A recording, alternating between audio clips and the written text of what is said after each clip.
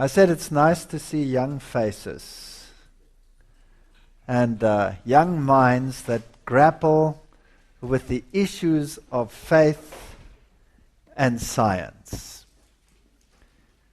Now, most of you didn't put up your hands, so I assume most of you know who I am and what I believe. And everybody is happy to see me, either when I come or when I go.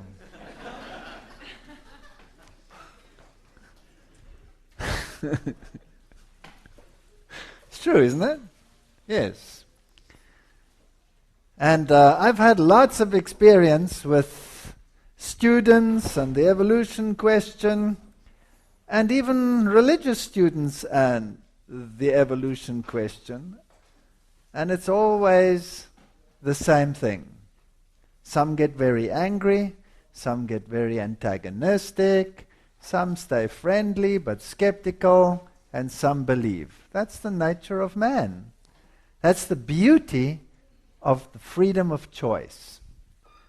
And if God was willing to die for freedom of choice, who are we to curtail it?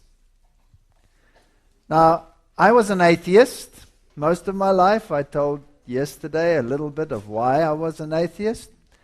And I said I was an atheist because of a wrong concept of God. And that wrong concept of God came with the compliments of the theologians. So theologians are not always people who would put a very good spin on the character and the concepts of God. So I was an atheist. I was an antagonistic atheist, an aggressive atheist, roughly like Richard Dawkins. And I couldn't stand God, and even less could I understand or even conceive all the morons who believed in him. One of my favorite pastimes was to stand in front of the television and watch religious programs and laugh like a drain at all these idiots with their crutch called Christianity. And I was in a university which was a religious university when it was conceived as all universities practically on the planet. They all started out as religious institutes. Oxford, Cambridge, they were all religious institutes. And then later became the enemies of religion. I certainly hope it wouldn't happen to you. But it can happen. It can happen. And then in my university, it started off as a Calvinist university, Stellenbosch University, very famous university in southern Africa, with very strong ties and sister relationships and exchange relationships with Tübingen University. And Tübingen University is, of course, the European university which is involved in the evolution paradigm. So everything at my university was evolutionary steeped, with distorters, scientists such as Haeckel, for example, and the Castrea theory, and all of these as the basis for the evolutionary theory. You know, all these things work beautifully on an anatomical level. They work fantastically, and so in comparative anatomy, you study how all these organisms on the planet arose, how a single-celled organism eventually, through clumping, became a morea, a multi-celled organism, and then over periods of time, how this multi-celled organism became a blasteia, a little ball of cells, and then eventually a gastrea when it developed an indentation, and eventually the indentation went right through this little ball of cell, and then you had the basis for all other organisms. You know that you are a ball of cells with a hole all the way through, don't you? You are, to this very day. The one orifice happens to be this one. Ah. And the other one is hidden. Sometimes, at least. So that's what you are. And out of this multicellular arrangement, eventually all the various life forms developed. And it looks so logical, and it looks so nice unless you discuss it or study it on the genetic level. Then it becomes a nightmare.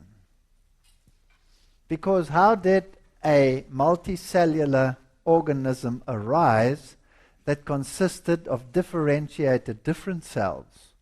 It's easy to clump cells together, and then they'll all be the same cells. And if you multiply them, they'll all have the same genetic material, they'll all be the same cells. But how did a multicellular organism come about? With different cells and different activations and deactivations of gene patterns and inductions and embryological developments and all of these intricacies, where if something goes wrong, the whole thing collapses. It is incredibly complicated. And so science had to develop the intricate discipline of embryology. Who studied embryology here? You've studied embryology? Induction, does it do something for you?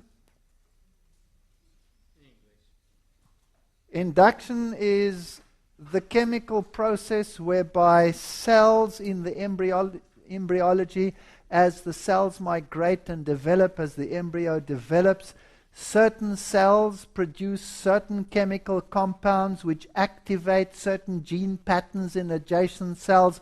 So otherwise you'd be one big liver. No. You only develop the liver in one spot, and the kidney in another spot, and the heart in another spot, and the brain in another spot, and a this in another spot, and a that in another spot. And everything happens in that same gene pattern, and it's all induction and chemical stimulation and activation and deactivation of gene patterns and masking and holding and mega complicated stuff.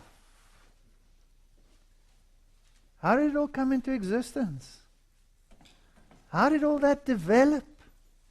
It is absolutely mind-boggling. And so you have all these questions, but there is no God. You're an atheist. You don't need a God. And so you have to say, well, it must have taken a long time. And then you hide behind all these long ages in order to eradicate these thoughts out of your mind. Now, if you are an atheist, that means there is no God. But everybody knows that there is evil, because you just have to switch your television on and you will find out that there is evil. Have you noticed that? Yes. Now, if you come from an esoteric background, or if you are married into a family from an esoteric background, evil may even become personified. And that was the situation in my life. My wife and I, we had evil personified in our home. But we were atheists. And we didn't believe in God. As I said, I detested God. And you know what I detested even more? When I was a young student, I was in the student residences. That's where I lived. And I lived with the theology students. And they were the wildest students on the campus. They're the ones that thought we only have a very short window of opportunity to let our hair down, and then we have to put on a sanctimonious face forever and ever until the end of our lives, so let's lap it up. So they were the whoremongers and the drinkers and the carousers and you name it, they did it. In the week. But not on Sunday. Then they shove that book under their arm, the one that's got the leather covering, shove it under their arm, put on a sanctimonious face and go off to church. And I used to look at these guys and I say, what a bunch of creepy hypocrites they are. Why don't they stand for what they stand? If they want to do all these things, then at least call it by its right name. Why be a hypocrite? I hated religion. I hated God. I couldn't stand it. That's me. And then I had this evil in my home. But an evil that was tantamount, that was touchable, that was tangible, that you couldn't get rid of by logical thinking processes. Because what happens if you wake up at 2 o'clock in the morning with a nightmare that you're being strangled, and your baby in the next room, in the next second, screams its head off, and then goes into fever cramps, then stops breathing. You rush it to hospital, they battle to save its life, and then you bring it back home, and you go back to your normal life, and 3 weeks later, exactly 2 o'clock in the morning, you have the same dream, and the same thing happens to your child. And 3 weeks later, 2 o'clock in the morning, you have the same thing, and the same thing happens to your child. Don't you sooner or later reach laws of probability which are beyond mathematical computation, and then you say, there is a thing called evil. And that's what happened to us. You can check it out in the medical registers. The files of my kid are this high. I don't know how often it happened, but many, many times. And so, when you reach the end of your logical, scientific paradigm thinking, then you turn to something else. I turned to the church I didn't believe in, the church that I despised, the church that I won't go to all the adjectives. Let's leave it there. And I went and fetched that Roman Catholic priest into my home. And this Roman Catholic priest told me exactly what my life was all about, what the problem was, before I told him.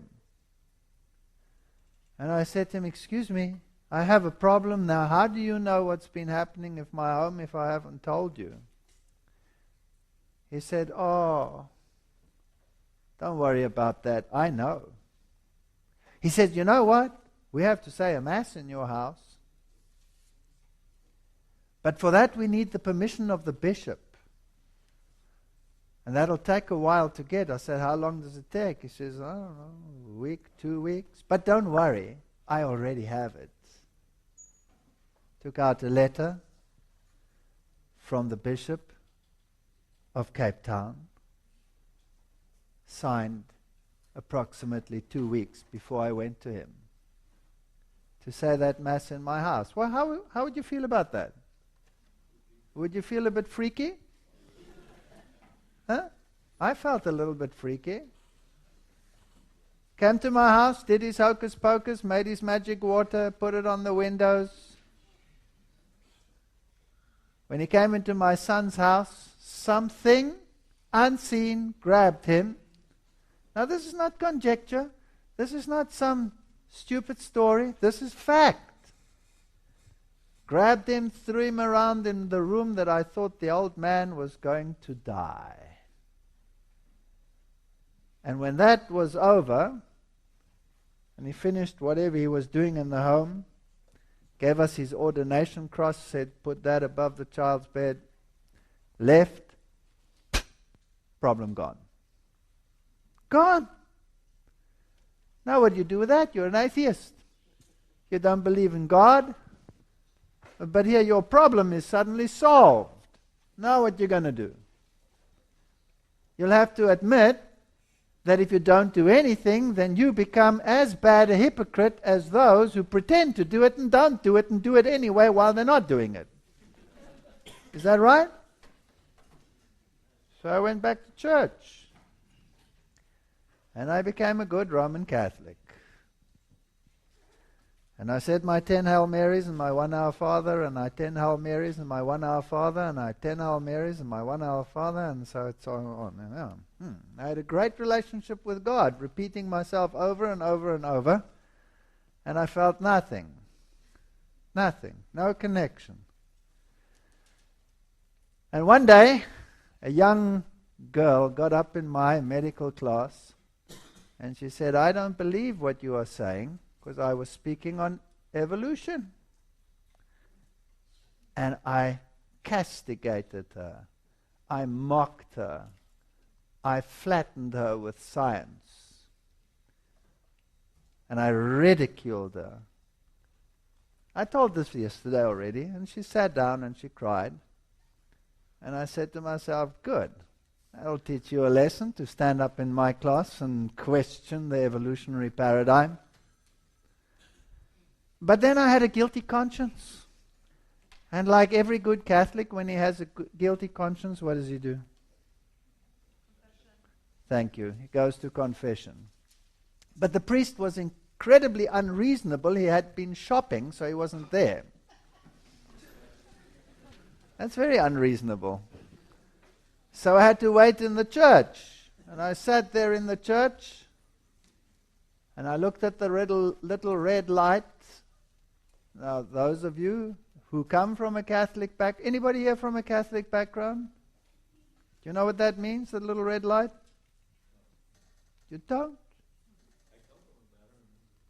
You don't remember? Well, No, when if you go into the altar and there's a little red light burning on the altar, a candle with a red exterior, then you know that the consecrated host is in the chalice. That's what it means. Now, the consecrated host is the transubstantive body of Christ. Is that right? It's God in the flesh. But it's the God of the crucifixion. He's dead. It's his body. So I tried talking to it, and then I started thinking about this as I was sitting in this church, and I realized I was speaking to a corpse. And there was no two-way communication because corpses don't communicate. Have you noticed that? And I thought about this for a while, and then I said to myself, you know what? This whole religion thing is a load of hogwash. And this priest is not coming, and it's good because I don't need him anymore. I'm out of here. But I made a big mistake. Actually, it wasn't a mistake. It was the greatest thing I ever did in my life. Before I left that little church, I said, God, if you exist, show yourself to me. And I left. Never to go back to the church again. That was my intention. Now, can you imagine that? I'll backtrack a little bit. At the time when we had this crisis in our house, just after the crisis, I had an Adventist carpenter come and renovate my kitchen. But I didn't know he was an Adventist. He was just a carpenter. He was a German cabinet maker. And I said, modify my kitchen. Make it a reasonable kitchen. That's what he did. But as he walked in, these Adventists, they are a pain in the neck. As he walked in, he said, I walk with the Lord Jesus Christ. Do you mind if I tell you something about him? Whew. I said to him, you walk with your Jesus Christ, but I want a kitchen. Give me a kitchen and leave me alone with your Jesus Christ. And he said, okay. And he gave me the kitchen. But he said, would you take this, please? And he gave me a pamphlet. And that pamphlet lay in a drawer for 1 year. Now, I've just said that prayer in that Catholic church, and I go home, and I look for something, and I can't find it. Fortunately for emergency situations like that, the Lord gave us wives. Right? They know where everything is. They're absolutely irritating when it comes to something like that. So I asked her, where is it? And she said, it's in that drawer under that book. Yeah, there it was. But as I looked in this drawer, I picked up this pamphlet. I said, where's this thing come from? And I remembered this freaky guy who was walking with his Lord. And I read it. And it was a pamphlet that said nothing other than that the commandments had been changed. That's it. Had the Bible commandments in the middle, the Lutheran commandments on the left, and the Catholic commandments on the right, and it said, had been changed. And so I called this man over, and he came to my house, and I said to him, what's this? I called him after a year. I said, you remember you put a kitchen? He says, yes, I remember. I said, get yourself over here. And he got himself over there. And we discussed. And we went through Daniel and we went through Revelation in 2 days. Right through the night. We just sat and we went through it and we went through it and we went through it. And we discussed Daniel chapter 7, the little horn. I don't know what they teach you here, but the little horn is Roman Catholicism. Whether they teach it here or not, it's Roman Catholicism. All the parameters are there. Now, that totally freaked me out. Because what about this priest who was in my house? And he cleared up all of this issue. And you know what? As I was grappling with these things, after a whole year, this same priest phones me. And he says to me, you are in big danger. Out of the blue, no contact with this man. Live miles from him. For a year I hadn't seen him. You are in big danger. You get back to the church immediately. I hadn't even told anyone that I was leaving, right? This is all within a short space of time. I said, what do you mean? He says, your father is suffering on your behalf. My father was dead. I said to him, how do you know my father is suffering on my behalf? And he said, your father is suffering in purgatory because you are not doing what is right. You must get back to the church. Unfortunately for this Roman Catholic pastor, I had just done the study on the state of the dead. And my problem with the false theology of hell was also resolved. But I played along with him and I said to him, how do you know that my father is suffering on the other side in purgatory as a consequence of me? And he said the nuns told him. That piqued me. I said, the nuns told you. How do they know? The spirits told them. Now that's fascinating. So that Roman Catholic priest who came to my house knew ahead of time what was going on in my house because the spirits told him. Is this all chance? Or do you think this is some spectacular design? I think this is some spectacular intervention of God in a person's life. Make a long story short, I eventually did get to know the God of the Bible, who was very, very different to the God of theology. And I could happily discard the God of theology in a waste paper basket where he belonged and embrace the God of the Bible, who was totally different. But I had a problem. These commandments had been changed. And one of them in particular, the fourth commandment. And the fourth commandment says, remember the Sabbath day to keep it holy. 6 days shall you labor and do all your work. But the seventh commandment, or the seventh day, is the Sabbath of the Lord your God. On it you shall not do any work, neither you nor your sons, your daughters, your maidservant, your manservant, your ox, your donkey. For in 6 days the Lord made the heavens, the sea, and all that in them is, and he rested on the seventh day. Therefore the Lord commanded you to keep the seventh day. Pathetic. That's the most pathetic commandment in the whole of the Bible. How can you have such a pathetic commandment? How can you keep one day to commemorate 6 days that never happened?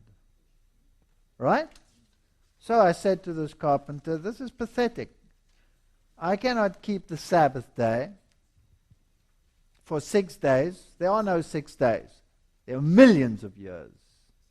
And it's a long, long, long process that brought this about. He said, no, you're wrong. This man's a carpenter. And I'm a zoologist. So I argued with him and frustrated him beyond measure.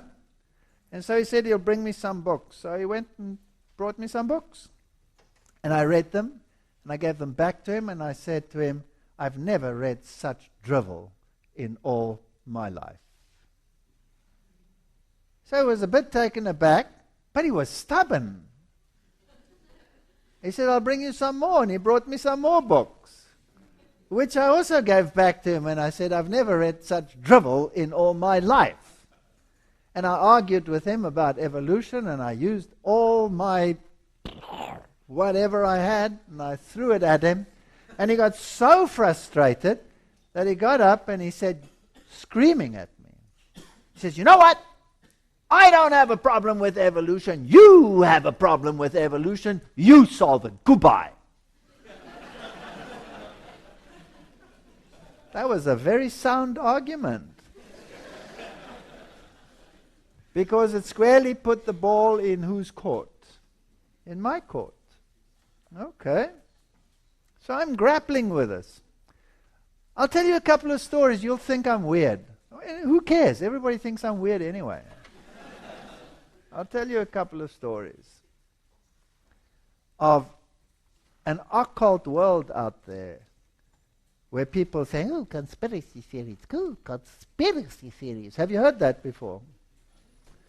No, it's conspiracy ignorance, but never mind. Leave it at that.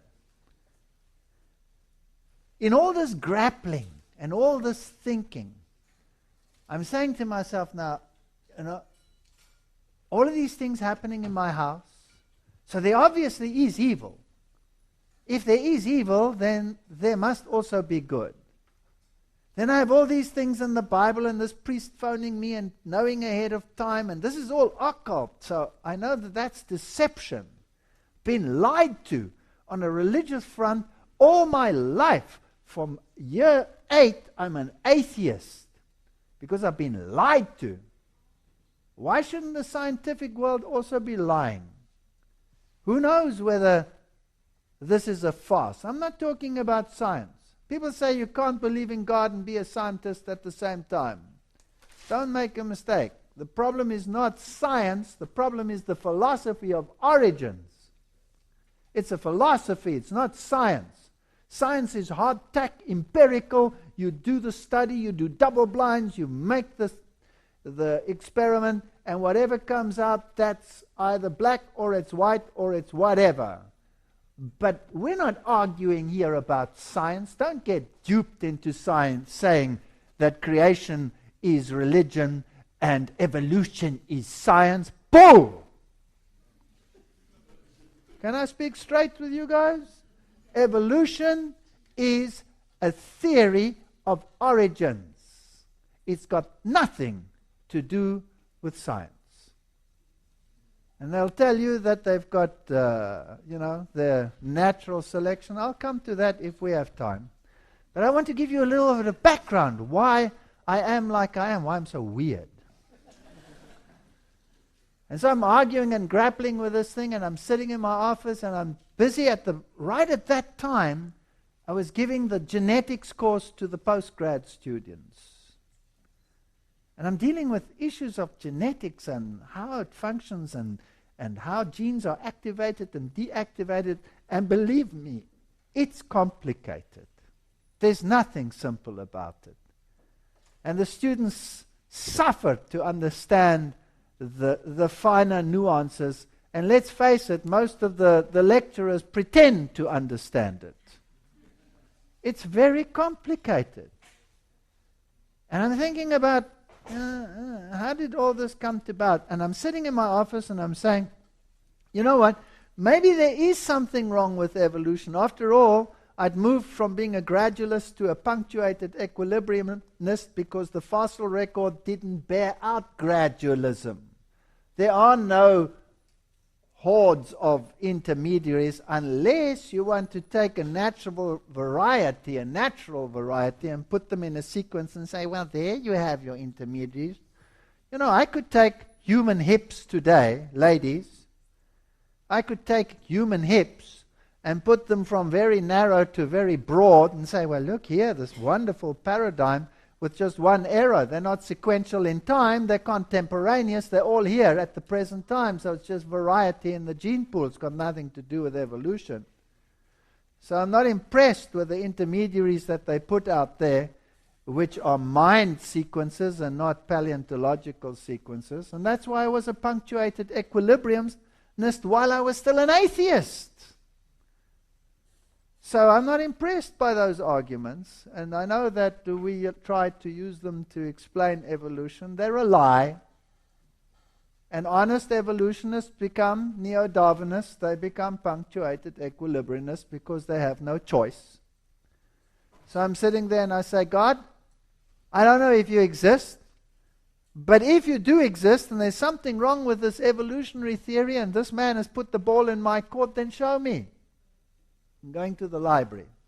I'm going to fetch a book on genetics. And I look at the books on genetics and I wander over to the paleontology section. Okay, and I take out the book on paleontology and I start reading it. I'm just looking through it and my paleontology colleague comes up to me by chance in the library. And he says, you know, we just got the new edition of that one. I said, oh, where is it? He says, I think it's still in the box on the back. It hasn't been unpacked, but it's just arrived. We ordered it, remember? And I said, oh, great, thank you. I go to the back. I'm checking the boxes. Oh, here's the new one. I take it. And I'm thinking, well, take them both.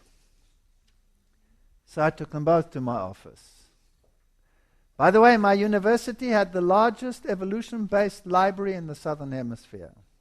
Only Tübingen University can compete. The only two. Not even the United States will have a library on evolution like that. I guarantee it. So I'm reading these two books in my office at the same time. Got them both open. And I'm checking what the new edition adds to the old edition. And as I'm reading, I see they explain the evolution of this or that organism, and they have all the evolutionary trees and the, all the systematics and the cladistics and all of those issues. And the old one says, unfortunately, we do not have any of the intermediate fossils here. We have nothing here. There's a gap here. It was quite honest.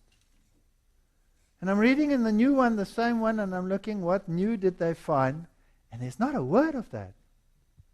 Not a word. It's just covered in scientific jargon that you wouldn't be able to pick that even up. And I said, hang on a second now. I've never noticed this. And I go through the two books, and right throughout that book, there's a thick book like this. Everywhere, it's the same story. I think to myself, this is a conspiracy. No, I didn't know that word yet. I'm only used to it now. There's something here. There's a cover-up. There's something wrong. And I'm grappling with this issue. And I'm busy with genetics. And evolution,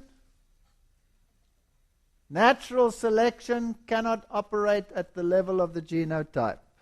Cannot. Natural selection can only operate at the level of what is expressed in the phenotype. You see, you have to select two options. You have to select from what is there. Natural selection, as I said yesterday, is a very poor deity. It cannot create anything. It can only select between options that are already there. So, how did everything come about at the level of the genotype? There's only one possibility, it's chance. So random chance, random chemical reactions. Now if you know a little bit about biochemistry, and you know about putting DNA sequences together, you cannot achieve it without enzymes under natural processes by any means whatsoever. What was first, the chicken and the egg, the enzyme or the DNA? Well, they say it was RNA was the precursor. Same problem. In fact, when you take it down to the final analysis, you cannot achieve it on this planet. So maybe it happened by panspermia. Maybe it happened on another planet. What have you done? You've transported the problem from your non-resolution area to another area where it will be exactly the same. You're just transporting the problem because you can't solve it here. It's like Einstein's relativity theory. You can't solve what's happening and what you measure by empirical evidence, so you make a mathematical formula and it solves the problem. Then it becomes, oh, it's relative. Is that really science? Or is that manipulating science to resolve an issue that you do not understand? So everything here happened by chance. To even one gene to come about by chance, it is mind-boggling. And here at this level, things can be sorted out. That's like saying, this book with the instructions to build this aeroplane came about by chance. Not only that, you have to say that this book came about by chance, and the entire process from book to aeroplane also came about by chance. Can you help me? Who wrote the book? You don't know who wrote the book. Do you know who wrote the book? Do you know who wrote the book? Chance wrote the book. It's a very intricate book. It's very complicated. It's not an aeroplane that comes out, it's you. The most complicated thing that the universe can imagine, with all its intricacies, with all its interconnection, with all its beautiful harmony. And I was thinking about the process of meiosis and the process of genetic transcription and translation and inductions and all of these things. Whew.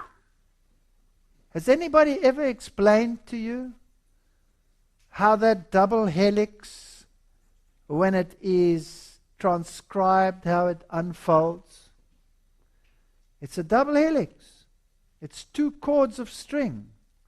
You start pulling two cords and opening up at the same time, what happens to the string in the middle? If you hold two sides and I hold two sides and we start pulling, what happens in the middle? It becomes very tight. Can't have it very tight. You have to open a piece so that you can transcribe that particular gene. But when you do that, you're pulling it apart like this. So in actual fact, there are enzymes which link around it over here, and they cut the DNA, and they hold the two strands like in a ball bearing thing, and they allow the pressure to be released so that you can open it without it being snarled. Eventually you start reading your DNA, but the one reads up and the other one reads down. And in case you want to make a mistake, you have a problem. So you have your transcriptase enzyme going, it's going so fast it could make a mistake. So following it are 5 editase enzymes coming behind it. Why 5? Because they have to work slower, they're proofreaders. And when they see a mistake, if we let this mistake through, Johnny's going to end up a cabbage. We better fix it that Johnny becomes not a cabbage. And he has to say, excuse me, I can't just replace the wrong one because that's not how my enzyme works. We have to retract it till the beginning. And the other 5 then go together in harmony. And 5 of them trying to keep up with 1. And repairing every mistake along the line. And in the same time untwirling. And then cutting and twirling and cutting and twirling. And then when it's finished, it has to wind up again, right? So cut, ball bearing, ball bearing, ball bearing. And then you have the other enzyme, the ligases come, bind it all together, that it's perfect. That's how the book is opened. Fascinating. If you explain it now in great detail like you would at a postgrad course, I'm just giving you the very short synopsis. It boggles the mind. How did it come into existence? It's genotype. It's never subject to natural selection. Only the consequence thereof, the expressed phenotype, is subject to natural selection. So all of that, with all its intricacy, came about by chance. And I started thinking about this, and I said to myself, you know what? You've been an idiot all your life. There's no way this thing happened by chance. This is design. It smacks of design. Now think about sexual reproduction. You were created male and female. Yesterday I spoke about beauty. You don't have to be beautiful to reproduce, right? Now you're an incredibly handsome man. I'm sure that the ladies are falling over your feet, but not everybody is as lucky as you. Does he have a selective advantage over anyone else here? No, I don't think so. So, let's think about sexual reproduction. Sorry, I didn't mean to embarrass you. My students used to hide. They don't want to sit in the front, they sit in the back. But I change it. I sometimes go to the middle and to the back, so there was no point in hiding.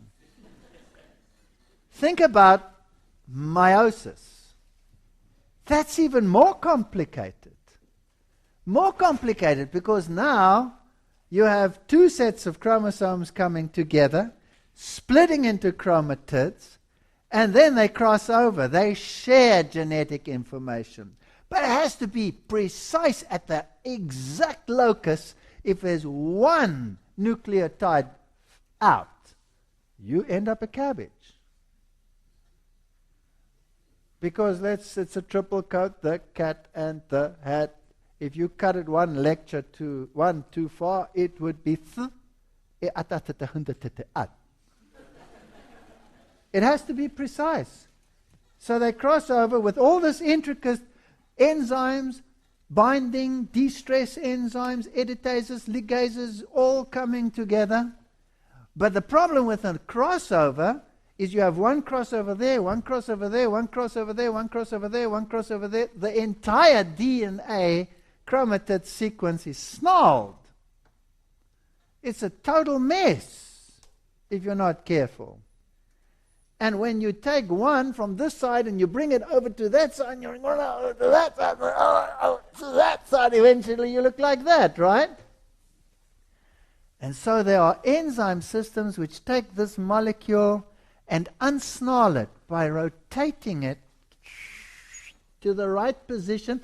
The next one's waiting there, cuts it, turns it around, puts it in the right position, and the same happens with the other one. It's beautiful. How did it come into existence?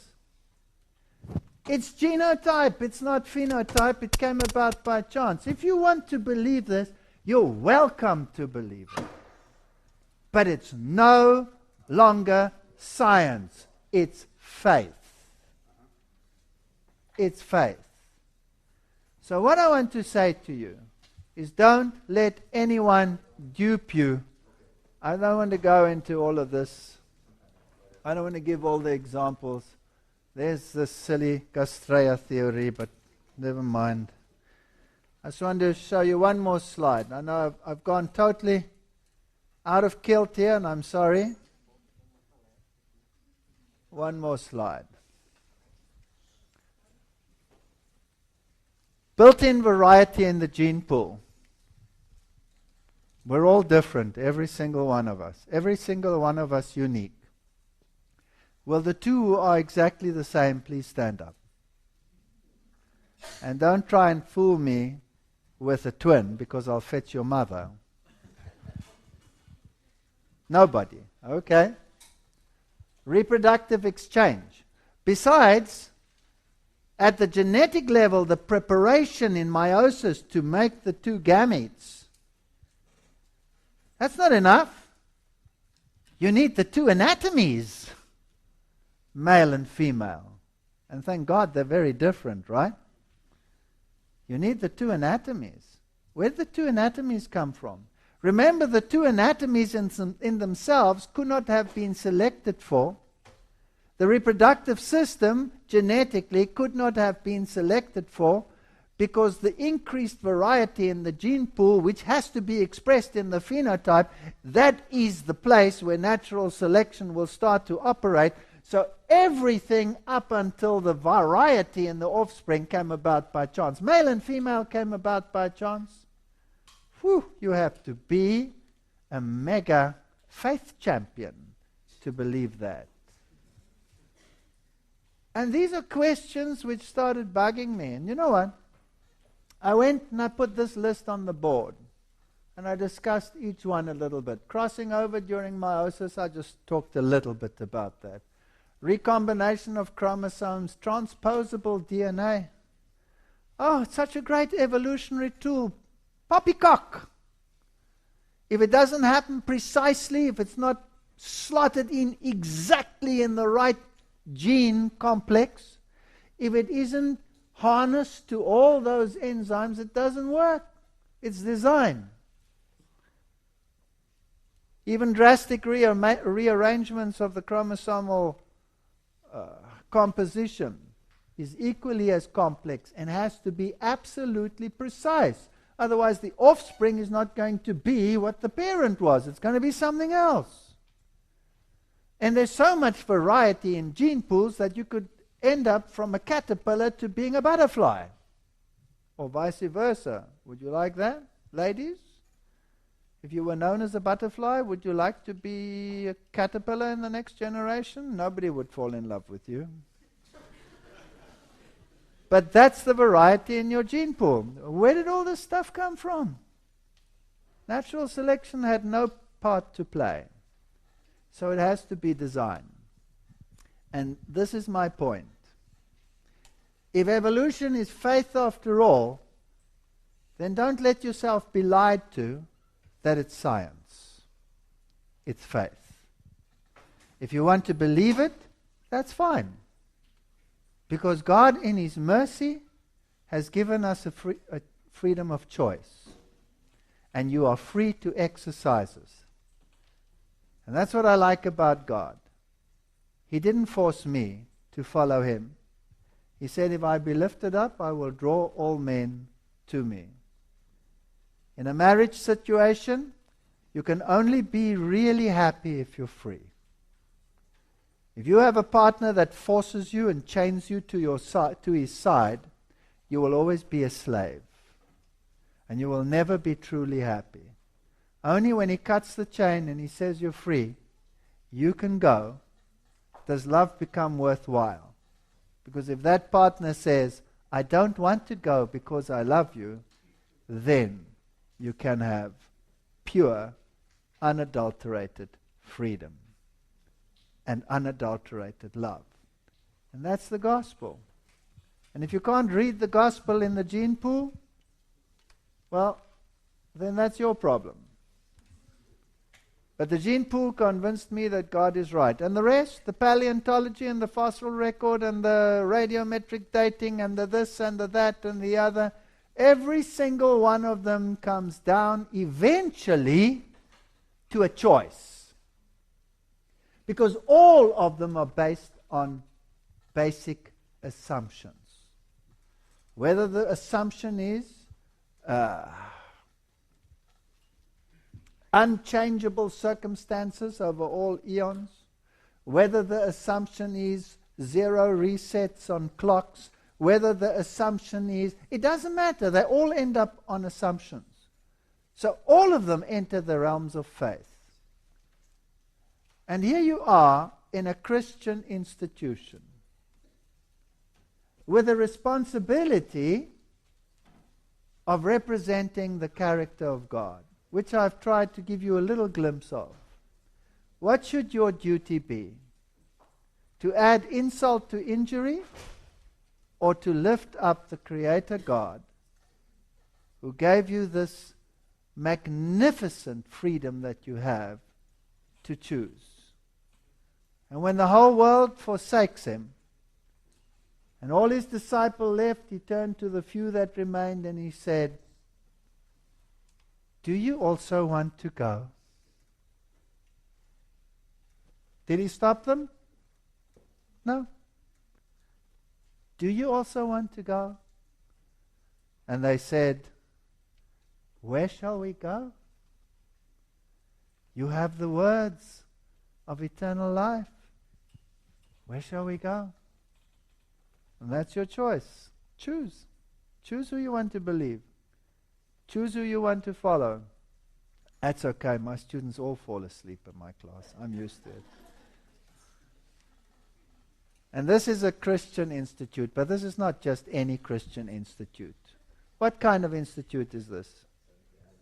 This is a Seventh-day Adventist institute.